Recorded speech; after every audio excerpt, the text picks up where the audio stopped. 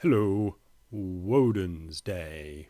I'm going to start with an article from The Guardian Co. UK. Yeah, I'll just do it. Okay, so presentation. So it is big business has corrupted economics. So this is part of our comment thread. Big business has corrupted economics, and we're not talking the last decade, we're talking since the Second World War, or at least ultimately will be. You know the country is in a financial mess when even establishment figures such as Rachel Lomax are calling for revolutionary thinking. Now, if all things go well, underneath this presentation is a YouTube video, and that will be revolutionary thinking. Right. And the rest of the reading I'm going to do from The Guardian is kind of an introduction to it.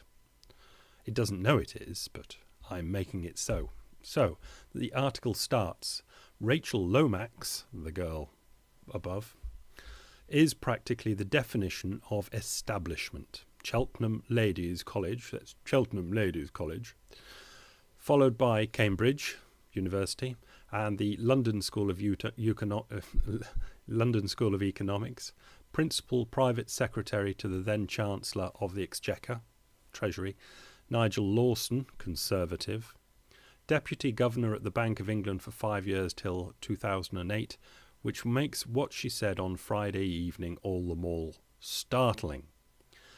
This being a debate on the future of capitalism.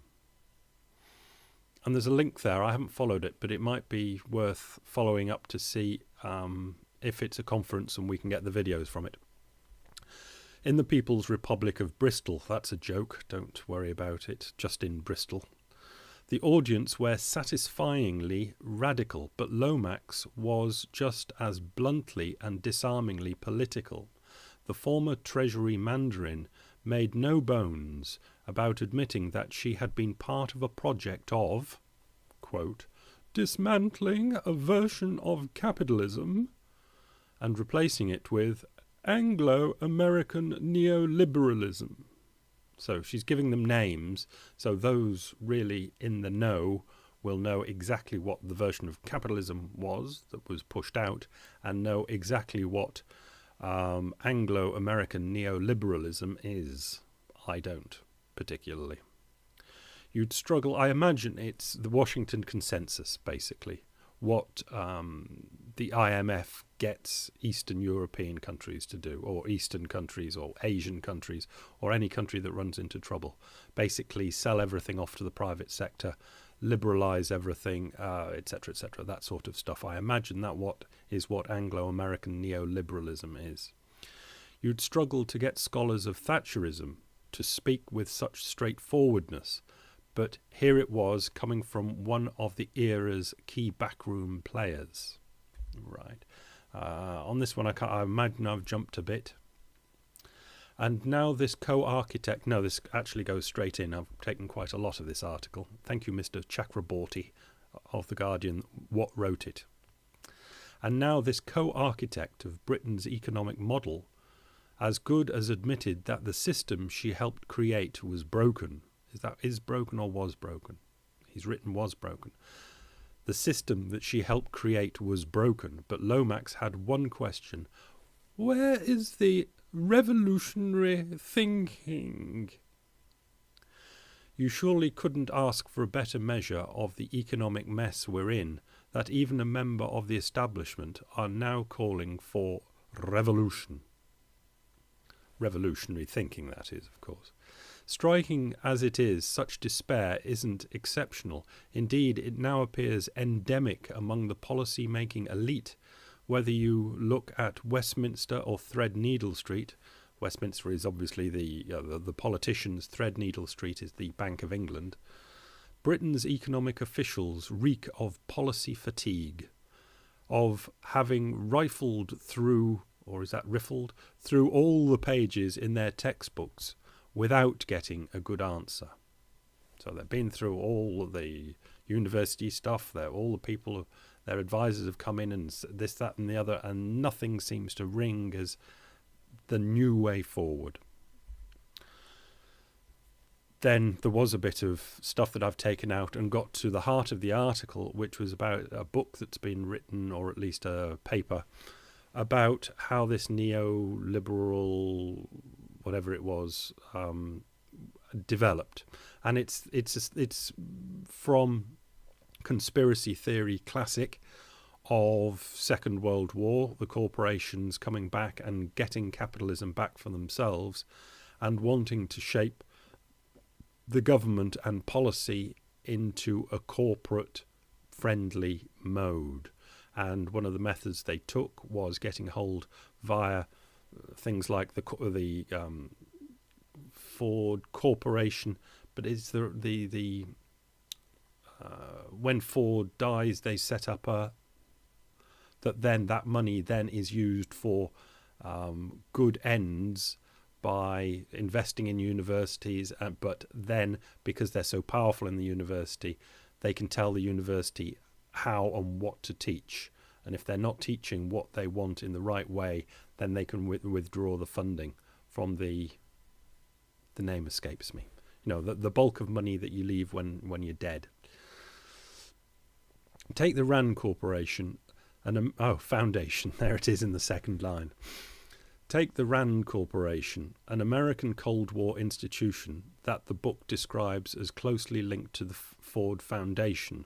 And we know from our conspiracy theory that we've read over the last decade or so, all the other foundations that were set up with the idea of the early ones making sure this happens, the middle ones that were set up to fight this new government, FDR, New Deal sort of stuff, and the after the war ones push back the old FDR rules and to establish the supremacy of corporations. It is, which in turn was closely linked to the CIA. It is hard to overestimate RAND's, that's the RAND Corporation's, impact on the modern economic mainstream, let alone modern society, write the authors, who tot up at least 32 Nobel laureates with links to the organization, including some of the biggest names in economics such as Arrow and Olson. Yet the economics it promoted assumed a society that was highly individualistic and rational. That's kind of what I was putting over yesterday. In other words, nothing like society as most of us know it, with its organizations and institutions and cultures. But the RAND researchers got round that problem by producing heavily theoretical and maths-based work and ignoring empirical reality. In other words, they got their models and stuck to their models and their maths and ignored via the Adam Curtis video, if you can keep up with this, if you've seen the Adam Curtis video, when they got the secretaries in to try out what they've decided in their models was the way of working, the secretaries never went with what the models said. So they just put the secretaries back in their offices, never asked them again, and just continued with their models. In other words, the models are of Homus economicus, the rational human being, and not taking it into account that society is built on trust and things like that.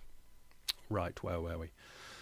The RAND Corporation got round that problem by producing heavily theoretical and math-based and ignoring empirical reality.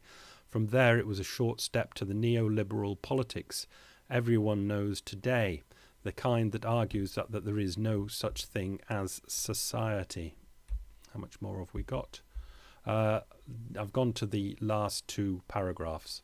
The IMF and the World Bank employ economists from all over the world, but it is striking how many of them come from so few universities. I've missed out another lot, but this is part of the foundations have introduced the top universities to make the teachers at the universities to teach a certain type of economics and political economics. And when it comes down to it, the IMF and World Bank employs people from around the world, but they have generally, with their privileged backgrounds, gone to the top universities and have learnt that version of economics, let's say. So it matters really not where they come from. They have the same ideas in mind. And obviously I've missed out chunks of this article. This then is at least part of the answer to Lomax's question of where is the revolutionary thinking. Mainstream economics now preaches a dogma that is particularly agreeable to the elite and has chased most dissenters out of its faculties.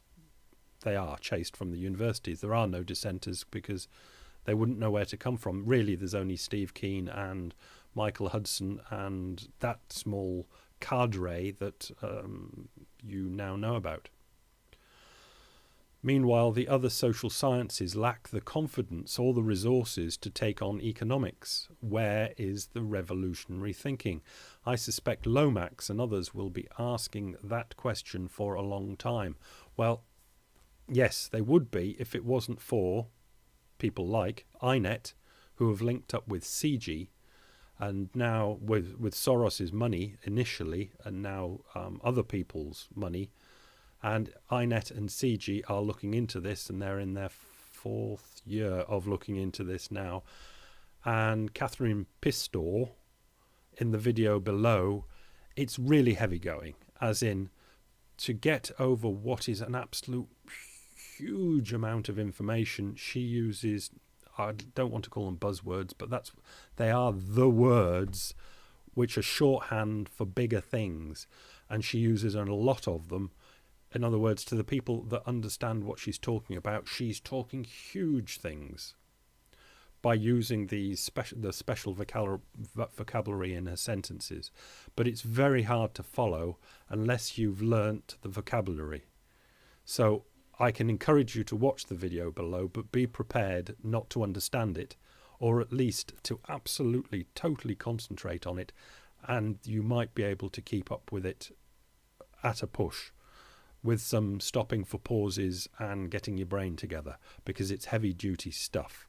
But this is the revolutionary thinking, and the INET conferences and this type of CG conference linked to INET are the only revolutionary thinking that I know of, besides the Occupy Wall Street people who had an interior sort of conference that they tried to work out what had gone wrong and what could be made to go right, and the conversation that's gone on for a long time about money, the money supply and where it comes from, and should the banking money supply go to the government and be taken from the banks. But those are the only lines I know. You probably know more, but they're all distilled into the CG INET conferences, and you know where INET is now. Follow this lot, you'll know where CG are, but just know that it's tricky stuff, and that's why they'll be asking the question for a long time, because there'll be so few people that can follow this at all. But maybe we can. Give it a go anyway. If you can't, don't be ashamed of yourself, because it is heavy dude stuff. Leave it with you though. Bye.